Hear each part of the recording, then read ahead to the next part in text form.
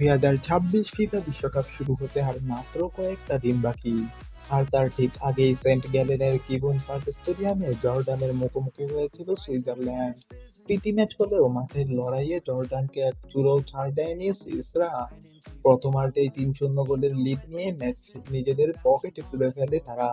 ওদে আল ফাকুরির দুর্দান্ত গোল জর্ডান ভক্তদের কিছুটা আশা দেখালেও শেষ পর্যন্ত 4-1 গোলের এক বড় জয় নিয়ে মাঠ ছাড়ে সুইজারল্যান্ড।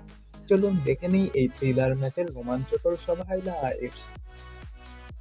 ম্যাচের শুরু থেকেই জর্ডানের রক্ষণভাগকে চেপে ধরে সুইজারল্যান্ড। ম্যাচের 28 মিনিটের মাথায় প্রথম গোলের দেখা পায় তারা, যখন ঠান্ডা মাথায় পেনাল্টি থেকে গোল করেন তারকা স্ট্রাইকার ব্রেল অ্যাম্বোলো। এই ধাক্কা জর্ডান সামলে ওঠার আগেই 33 মিনিটে মিশেল এবিসারের এক চমৎকার অ্যাসিস্ট থেকে ব্যবধান 2-0 করেন ড্যান অ্যান্ডোয়ে। প্রথমার্ধের একদম শেষ মুহূর্তে ইনজুরি টাইমের নবম মিনিটে 95+9 সুইজারল্যান্ড আরও একটি পেনাল্টি পায়। এবার জালের ঠিকানা খুঁজে নিতে কোনো ভুল করেননি অধিনায়ক গ্রানিট জাকা।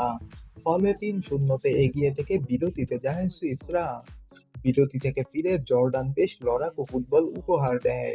ফলস্বরূপ 52 মিনিটে ম্যাচের সব থেকে সুন্দর গোলটি করে জর্ডান। দলের প্রধান তারকা মুসা আলতামারির এক দুর্দান্ত পাস থেকে বল জালে জড়িয়ে জর্ডানের হয়ে ব্যবধান 3-1 করেন ওদে আল ফাকুরি। এক গোল শোধ করে জর্ডান যখন ম্যাচে ফেরার আপ্রাণ চেষ্টা চালাচ্ছে, ঠিক তখনই এক বিধ্বংসী কাউন্টার অ্যাটাকে জর্ডানের কফিনে শেষ পেরেকটি ঠুকে দেন ক্রিশ্চিয়ান ফাসনাকটের। ৭৯ মিনিটে তার নিখুঁত ট্যাপ ইন গোল সুইজারল্যান্ডের 4-1 গোলের বড় জয় নিশ্চিত করে। 4-1 গোলের এই দাপুটে জয় প্রমাণ করে যে সুইজারল্যান্ড এবার বিশ্বকাপে গ্রুপ পর্বের প্রতিপক্ষদের জন্য এক বড় হুমকি হতে যাচ্ছে। অন্যদিকে এই হার থেকে শিক্ষা নিয়ে জর্ডানকে তাদের রক্ষণভাগ নিয়ে নতুন করে ভাবতে হবে। আপনার কি মনে হয়, এই বিধ্বংসী ফর্ম ধরে রেখে সুইজারল্যান্ড কি পারবে এবার বিশ্বকাপের নকআউট পর্বে বড় কোনো অঘটন ঘটাতে? কমেন্টে আপনার মতামত জানান।